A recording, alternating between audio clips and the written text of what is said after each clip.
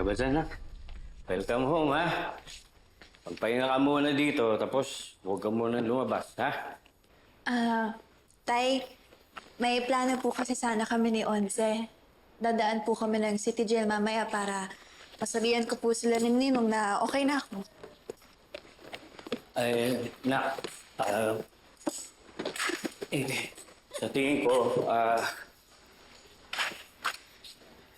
nak, hindi yata magandang idea yan. Tay, bakit naman po? Sigurado po ako nag-alala sila Ninong nang balitaan na lang na ospital ako. Tsaka gusto ko rin po magpasalamat ng personal para sa ambag na binigay nila. Pero maganda siguro kung hindi ka muna bumalik na sa City Jail. Pero tay, bakit po? Nak, baka may makakita na naman na kasama mo si Xavier na yan.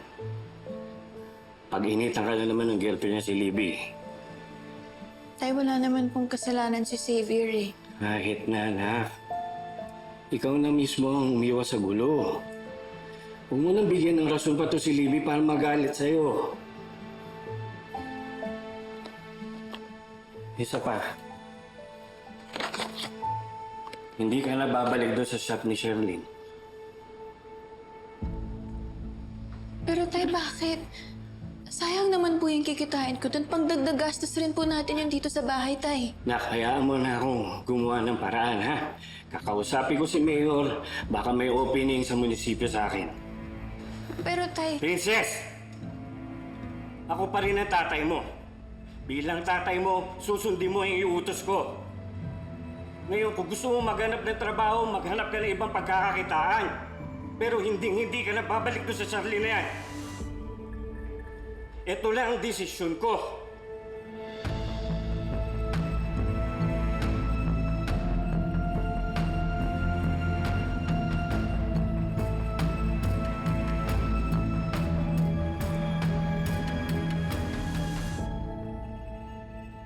Sarap nito, Ma. Ma, excited na po ang lahat na makita si Princess.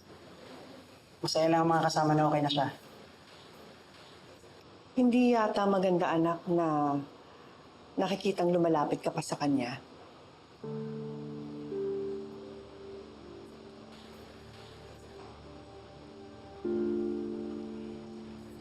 Ma, sinisisi mo rin ba ako sa nangyari sa kanya? Hindi. Wala akong sinisisi.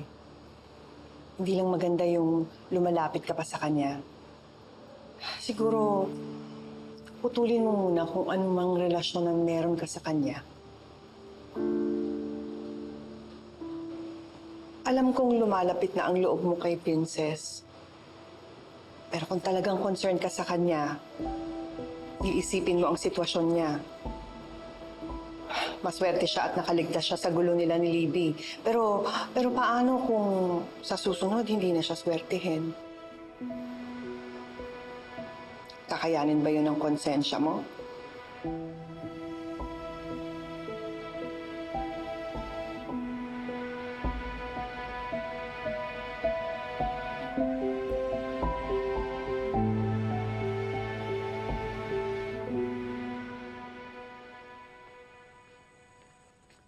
Ma'am, water muna. Thank Please you. calm down. Don't panic, okay? Thank you. Oh. Let me go.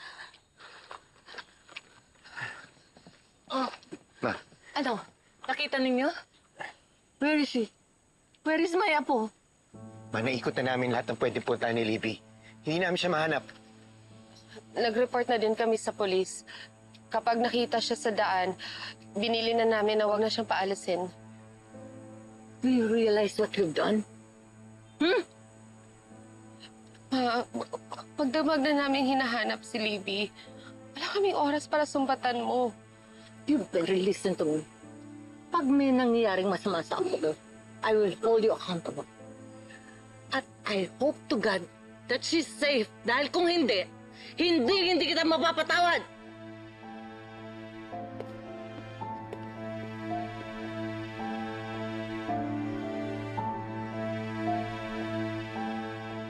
Hindi niya sinasagot yung phone. Ano ba problema ng bata na yun? Asa na kaya siya? Tara, umalis na tayo ulit. Umikot tayo. Baka matsyempohan natin siya. Mas magdamag na tayo naghahanap. Saan pa ba tayo titingin? Para tayo naghahanap ng karayom sa dayami. Huwag kang nga magreklamo. Anak ko yung pinag-uusapan natin. Eh baka naman nahanap na nila Charlene. O kaya i-check mo kaya yung social media niya. Baka nag-iwan niya ng clue kung saan siya dapat hanapin. Alam mo naman mga kabataan ngayon, lahat na lang ng drama pinupost sa social media.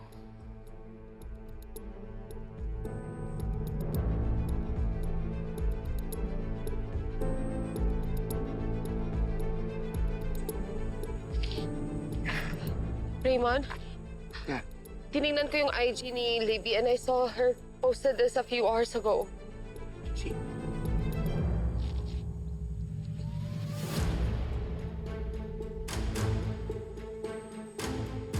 It's not good. Sabi niya, I wish I could fly and leave everything behind. Anong ibig niya sabihin? Wala, hindi kaya nagbabalak magpakamatay? Teka nga, parang pamilyar sa akin tong lugar na to. Alam ko kung nasan si Libby. Alam ko yan. Kas, tara, tara. Tara, Kas!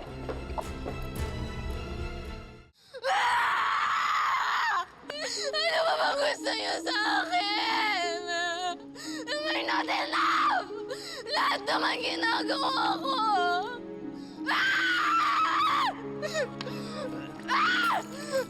Wala kayong kwenta! Wala nagkamali sa akin! Ano bang kulang? Ano bang kulang?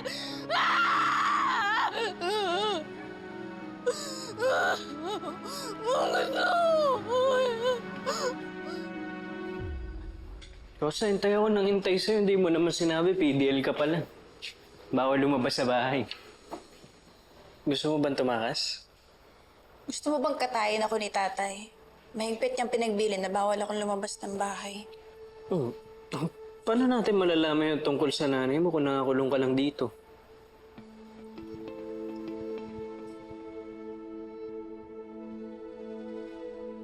Baka naman hindi ko kailangan lumabas. Baka nandito sa loob ng bahay yung sagot. Ano? Uy! Kung saan ba ginagawa mo dahan-dahan, ha? Teka lang. Ito, kunin mo ito. Naka na.